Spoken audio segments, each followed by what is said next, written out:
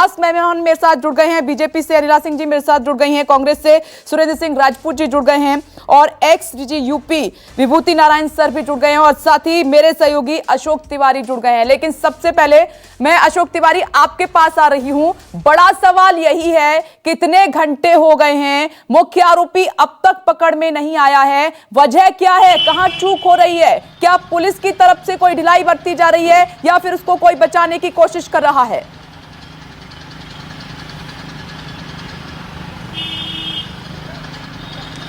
देखिए, इस बात से तो बिल्कुल इनकार नहीं किया जा सकता कि अभी तक अभियुक्त पुलिस की गिरफ्त से दूर है और इसके पीछे कहीं ना कहीं कोई बड़ी, आप कह सकते हैं कि एक बड़ी मदद उसको भी दी जा रही है, जिसकी वजह से अभी तक उसकी गिरफ्तारी नहीं हो सकी है।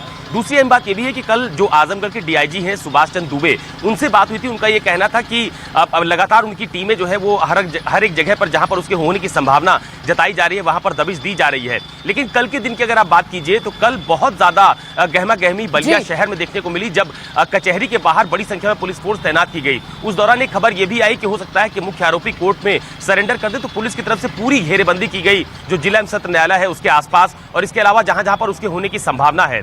डीआईजी का यह भी कहना है कि उसके निकटस्थ जो भी लोग थे उनसे पूछताछ की गई है। इसके अलावा जो बिहार राज्य है उसकी पुलिस से भी संपर्क किया गया है, क्योंकि जिस गांव में यह घटना घटित हुई है वहां से बिहार की दूरी बहुत ज्यादा नहीं है। तो इस बात की भी संभावना है कि हो सकता है कि धीरेन्द्र सिंह भाग के बिहार की तरफ गया हो। तो कई टीमें गठित की गई हैं और कोशिश इस बात की जा रही है कि आरोपी को गिरफ्तार किया जाए, लेकिन अभी तक आरोपी पुलिस की गिरफ्त से दूर है। हालांकि कुछ लोगों की गिरफ्तारी का दावा पुलिस की तरफ से किया जा रहा था बीते दिनों। ये कहा गया था कि धीरेन्द्र सिंह के 2 भाई और इसके अलावा कुछ अन्य लोगों को गिरफ्तार किया गया है। तो ये जरूर है कि पुलिस के हाथ कोई लीड जरूर लगी है, लेकिन वो अभी इसको बताने को तैयार नहीं है कि उनके पास क्या लीड है। लेकिन सुभाष चंद्र दुबे जो डीआईजी है आजमगढ़ के, वो लगातार बलिया में कैंप कर रहे हैं और कल उन्होंने इस बात का दावा किया था कि बहुत ज्यादा समय नहीं लगने वाला है, आरोपी को हम जल्द ही गिरफ्तार कर लेंगे। ठीक है अशोक तिवारी, आप मेरे साथ बने रहिए। देखिए अशोक तिवारी जो इनपुट हमें दे रहे हैं कि हो सकता है क्योंकि इतने घंटे हो गए हैं, 60 घंटे से ज्यादा का वक्त हो चला है, 70 घंटे होने जा रहे हैं, लेकिन मुख्य आरोपी अब तक फरार है। हो सकता है कि वो दूसरे राज्य भागकर चला गया हो।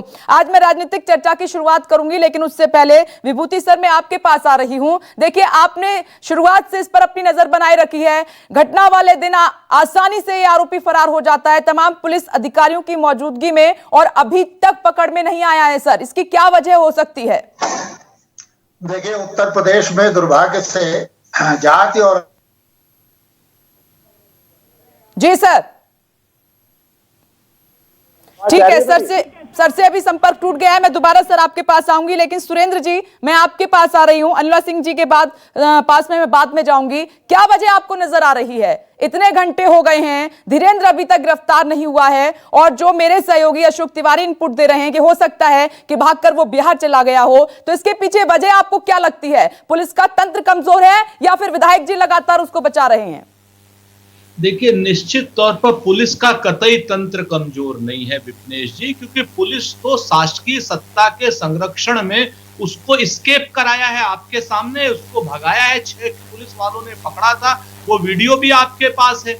तो वो तो पुलिस का मजबूरी है, वो राजनीतिक संरक्षण उसको है। और जिस तरीके से कल विधायक जी आपके सामने है कि मैं ये हूं, मैं वो हूं और मैं तो इनके साथ खड़ा हूं और आखिरी दम तक रहूंगा, रोने लगे, गाने लगे, थाने में बैठे हुए हैं। और कल की जो स्थिति बनी थी कि अगर आप लोगों का दबाव नहीं होता तो कल ही वो बलिया के कोर्ट में सरेंडर कर देता। और मैं आपको एक बात बताऊं, ये पुलिस के मुंह पर और शासन के मुंह पर, भारतीय जनता पार्टी के मुंह पर बहुत बड़ा करारा तमाचा होगा अगर वो कहीं पर भी सरेंडर कर देगा। वो अपने आप को अगर कोर्ट में सरेंडर करेगा, जो कि पुलिस भी चाहती है, विधायक भी चाहते हैं और भारतीय जनता पार्टी का शीर्ष नेतृत्व भी चाहता है। अगर वो गिरफ्तार नहीं हुआ, पुलिस को पूरा मालूम है वो कहाँ है, विधायक जी को पूरा मालूम है वो कहाँ है, ऐसा प्रतीत हो रहा है। और हमारा स्पष्ट आरोप है कि जिस तरीके से खुलेआम बलिया के विधायक सुरेंद्र सिंह बेरिया उसके संरक्षण में लगे हैं और आज तक भारतीय जनता पार्टी के किसी भी बड़े अधिकारी के मुंह से, मंत्री के मुंह से, मुख्यमंत्री के मुंह से एक शब्द नहीं निकला है कि साहब आप क्या नाम नहीं। सुरेंद्र जी तो आप क्या कहने की कोशिश कर रहे हैं कि बीजेपी सपोर्ट कर रही है, उसका समर्थन कर रही है, उसको बचा रही है? पूरी तरीके से हमारा पुष्ट आरोप है, आधिकारिक आरोप है कि पूरी भारतीय जनता पार्टी उस अपराधी को बचाने में लगी है। क्यों बचाएगी एक अपराधी को पार्टी? सर क्यों बचाएगी? मैं बताता हूँ अपराधी को क्यों बचाएगी पार्टी? इसका भी पुष्ट कारण है। सुरेंद्र सिंह बेरिया के आप उस बयान को देखिए कि वीरेंद्र सिंह हमारा एक मजबूत कार्यकर्ता है, हमारे विधानसभा के चुनाव में और हमारे लोकसभा के चुनाव में उसने हमको जिताने की पूरी कोशिश की और वो हमारा कार्यकर्ता रहा। एक बात। दूसरी बात, जो सुरेंद्र सिंह ने कहा कि मैं उसके साथ खड़ा हूँ और अखिलेश यादव किसी एक जाति के साथ खड़े हैं तो मैं उस जाति के साथ खड़ा हूँ, क्यों नहीं खड़ा हूँगा। और तीसरी बात कि वो मेरा कार्यकर्ता है और लगातार उसके वो सुरेंद्र सिंह जी तो बहुत स्पष्ट रूप से ये प्ली ले रहे हैं कि वो अभियुक्त नहीं है, वो आरोपी नहीं है, वो पीड़ित है, उसका परिवार पीड़ित। जांच से पहले कोई ऐसे क्लीन चिट नहीं दे सकता। अनिला जी, मैं आपके पास आ रही हूँ। सुरेंद्र सिंह राजपूत सीधे आरोप लगा रहे हैं बीजेपी पर कि पूरी तरीके से बचाने की कोशिश की जा रही है और जानबूझकर ये जात का एंगल लाया गया है कि आप यादवों के साथ खड़े हैं तो हम क्षत्रियों के साथ खड़े हैं। देखिए, यहाँ पर मैं दो बात कहूंगी, या मैं कहूंगी कि मैं तीन बात यहाँ पर कहती हूँ कि सबसे पहले जो अपराधी होता है, अगर उसने अपराध किया है तो वो किसी जाति या धर्म का नहीं होता। हमारा जो कानून है वो जाति और धर्म पर आधारित नहीं है, यहाँ कोई शरिया लॉ नहीं चलता है। अपराधी अपराधी होता है और जिन धाराओं के तहत उसको गिरफ्तारी उसकी की जाती है या जो भी अपराध किया है उसके ऊपर मुकदमा चलता है और सजा मिलती है, ये समझ लेना चाहिए विरोधी दलों।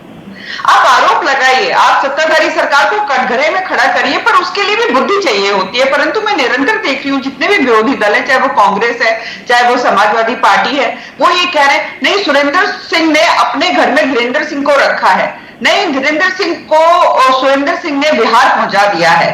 अरे भाई, पूरी मीडिया की नजर इस पूरी घटना पर है, एक एक पल की खबर जो है वो मीडिया पे चल रही है। अगर आप लोग आरोप लगाते हो तो उसमें थोड़ी बुद्धि भी इस्तेमाल कर लो। आरोप ऐसा तो लगाओ कि जो थोड़ा जेन्युइन लगे।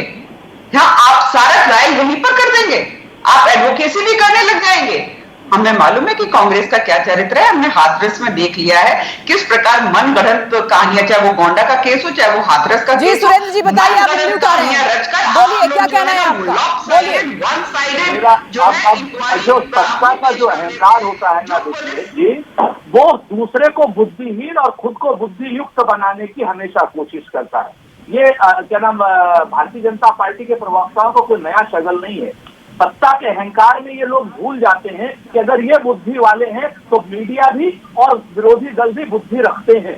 सच बात यह है कि इस तरीके की अहंकारपूर्ण भाषा जो भारतीय जनता पार्टी के प्रवक्तागण करते हैं उससे आरोप और पुष्ट होता है। हम अपने तरफ से तो कोई आरोप नहीं लगाए हैं विपने। जो सुरेंद्र सिंह ने कहा है, आधिकारिक रूप से कहा है, आपके चैनल पर कहा है और चैनलों पर कहा है, उसको हम बात बता रहे हैं आपके सामने। और उसके बाद बुद्धि, तर्क, विवेक की बात तो भारतीय जनता पार्टी को करनी चाहिए। अनिला जी, क्या सत्ता का अहंकार आ गया है जो सुरेंद्र जी जी बात कह रहे हैं? पार्टी के निर्लज और नहीं, मैंने तो सीधी सी बात कही कि अगर आपको आरोप लगाना है, आप मतलब जो विरोधी दल है, चाहे वो कांग्रेस हो चाहे समाजवादी पार्टी हो चाहे वो बीएसपी हो चाहे वो आरएलडी हो, अगर आपको आरोप लगाने, आप बिल्कुल आरोप लगाओ, परंतु आरोप ऐसा तो लगाओ जिसमें कुछ तो सत्यता दिखाई दे। यहाँ तो बिल्कुल कोई धरातल नहीं, कुछ नहीं, हवा में आरोप लगा देना। और मैंने बताया ना, इनके आरोप जो है सिद्ध हो गए ना कि कितना ये लोग षड्यंत्र रचते हैं।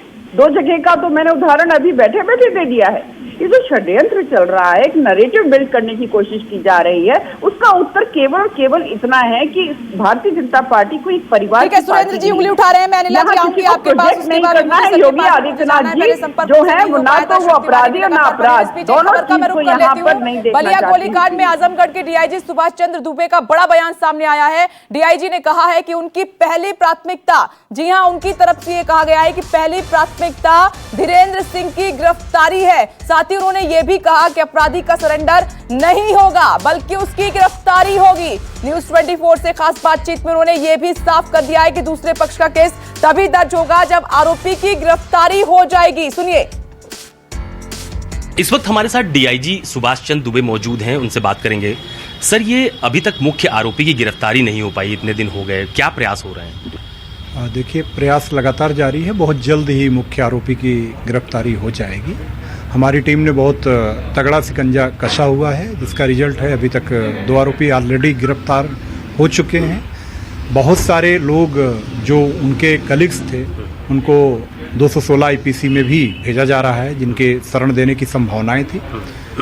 पुलिस की कार्रवाई द्रुत गति से लगातार छापेमारी की चल रही है। बहुत जल्दी ही फ्रूटफुल रिजल्ट देखने को मिलेगा। कोई लीड मिली है सर क्या? ये भी कहा जा रहा है कि जो गांव था दुर्जनपुर, उससे बिहार बहुत नजदीक है, बिहार जाने की संभावना जताई जा रही है कि वो भागे होंगे वहां पे, या ये इनपुट आ रहा है कि बलिया में ही है? देखिए, लीड के बारे में तो नेचुरल वे हम आपसे शेयर नहीं कर सकते। हम इतना ही कहेंगे कि बहुत जल्दी ही अच्छा रिजल्ट आपको देखने को मिलेगा। मेरे द्वारा उक्त सभी जो 6 आरोपी अभी पुलिस की गिरफ्तार से दूर हैं और जो हत्या में नामजद हैं, उन सब के ऊपर 50,000 रुपये का इनाम तत्काल प्रभाव से कल रात कर दिया गया है। बहुत जल्दी ही रिजल्ट सकारात्मक रूप से देखने को मिलेगा। मैं पुनः इस बात को दोहराना चाहूंगा। अच्छा, पीड़ित पक्ष की तरफ से ये कहा जा रहा था कि जहां पर ये पूरा घटनाक्रम घटित हुआ उसमें कई लोगों की मिलीभगत रही, साजिशन इस तरह की पूरी घटना को अंजाम दिया गया, इस तरह का भी इनपुट है सर क्या? देखिए, आप सभी लोग अवगत हैं कि इस मामले में शासन द्वारा बहुत कड़े कदम उठाए गए हैं। वहां पर उपस्थित सभी पुलिस प्रशासनिक अधिकारियों पर निलंबन की कार्रवाई की गई है, विभागीय जांच की जा रही है। इसकी और उसके कलीग्स की अरेस्टिंग की है। उसके और उसके कलीग्स की अरेस्टिंग तत्काल प्रभाव से श्योर कराने के बाद हम लोग जो भी एप्लीकेशंस है या जो भी किसी का और का मेडिकल है, निश्चित रूप से जांच करेंगे और जो तथ्य सही पाए जाएंगे, सही तथ्यों के आधार पर अग्रिम कार्रवाई सुनिश्चित करेंगे। बहुत धन्यवाद हमसे बात करने के लिए। डीआईजी सुभाष चंद्र दुबे हैं, जिनका साफ तौर पर यह कहना है कि फिलहाल पहली प्राथमिकता जो मुख्य आरोपी है उसकी गिरफ्तारी की जा रही है। बाकी सारे बिंदु जांच के हो सकते हैं, लेकिन अभी फिलहाल पुलिस पूरी मुस्तैदी के साथ ये कोशिश कर रही है कि जो मुख्य आरोपी हैं उनके साथ जो सह आरोपी हैं उनकी गिरफ्तारी की जा सके। कैमरा पर्सन सचिन सैनी के साथ अशोक तिवारी, बलिया, न्यूज़ 24। देखिए, पुलिस का यही कहना है कि तैयारी पूरी कर ली गई है और सभी आरोपियों की जल्द गिरफ्तारी हो जाएगी, लेकिन अब तक मुख्य आरोपी फरार है। क्यों अब तक गिरफ्तारी नहीं हो पाई है? क्या उसको बचाने की कोशिश की जा रही है? सवाल हम ये उठा रहे हैं लगातार। विभूति सर, अब मैं आपके पास आ रही हूं। पहले आपसे बातचीत नहीं हो पाई थी सर। जो सवाल मैंने पहले आपसे पूछा था, अब भी वही सवाल मैं पूछ रही हूं। कहां चूक हो रही है सर? देखिए, जाति और राजनीतिक हस्तक्षेप, ये दो एक सामाजिक यथार्थ है उत्तर प्रदेश पुलिस या भारत भर में पुलिस के संदर्भ में। तो इसमें तो कोई शक नहीं है कि शुरुआती जो निष्क्रियता थी पुलिस की, उसमें इन दोनों का असर था। जो मुख्य अपराधी है वहां के स्थानीय विधायक का खास है। विधायक ने खुद इसको स्वीकार किया है। विधायक सत्ता पार्टी के हैं, एक खास जाति के हैं। तो शुरुआत में तो मुझे लगता है कि सारी जो निष्क्रियता थी ये इसी वजह से थी और ये सरकार ने उचित ही किया कि उन लोगों को दंडित कर दिया। लेकिन अब लग रहा है क्योंकि मीडिया में काफी चीचा लेदर हो गई, बाहर काफी हाय तौबा मची है और ये दावा खंडित होने लगा कि उत्तर प्रदेश में बहुत अच्छा लॉ एंड ऑर्डर चल रहा है। तो अब सरकार सक्रिय हुई है और अब हमें ये जो डीआईजी आजमगढ़ कह रहे थे, मुझे लगता है कि हमें उनका विश्वास करना चाहिए।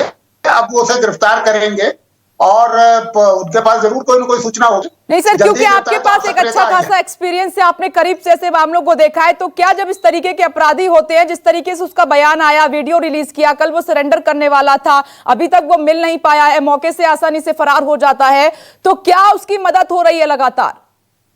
देखिए, एक तो स्थानीय विधायक ही मदद कर रहे हैं, वो खुद ही स्वीकार कर रहे हैं, उसमें किसी को कहने की जरूरत नहीं है।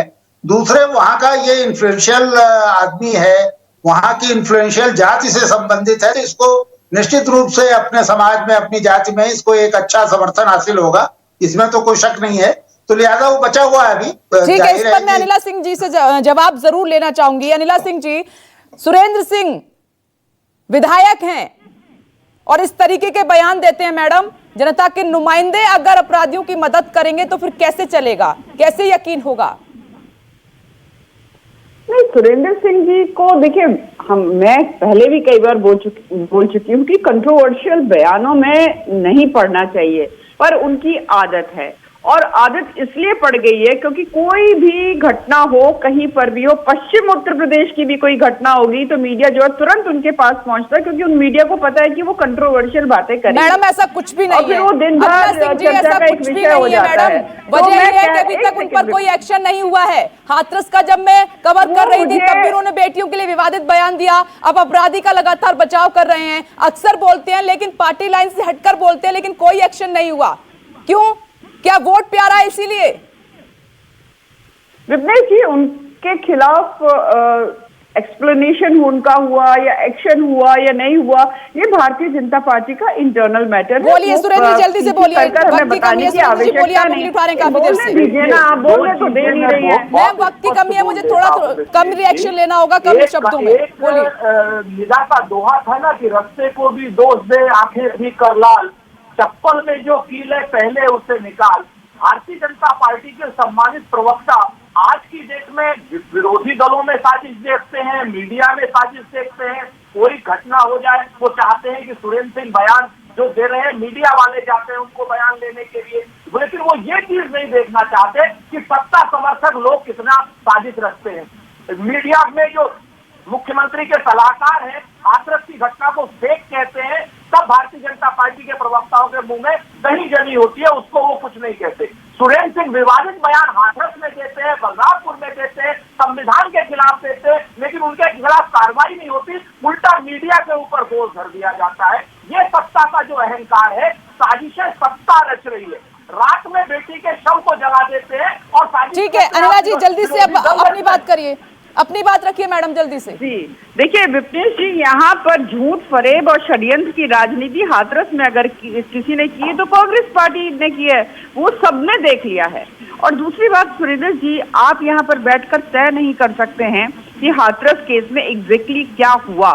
सीबीआई इंक्वायरी हो रही है ना, हो जाने दीजिए, पता चल जाएगा ना सत्यता। देखिए सुरेंद्र जी आपके बीच में नहीं बोली, ठीक है मैडम, वक्त की कमी है सर, वक्त की कमी है, चर्चा को मुझे यहीं विराम देना होगा। आप सभी का बहुत बहुत शुक्रिया। ऐसे ही अगर राजनीतिक संरक्षण इनको मिलता रहा अपराधियों को, तो फिर जनता कैसे सुरक्षित हो पाएगी, कैसे देश सुरक्षित हो पाएगा, ये बड़ा सवाल है। सबको मिलकर गंभीरता से इस बारे में सोचना होगा। नमस्कार, मैं हूं मानक गुप्ता। अगर आपको हमारा ये वीडियो पसंद आया हो तो इसे लाइक और शेयर जरूर करें, और हाँ, हमें सब्सक्राइब और फॉलो करना ना भूलें ताकि आप देश और दुनिया की कोई खबर मिस ना करें। तो जुड़े रहिए हमारे साथ और देखते रहिए News 24।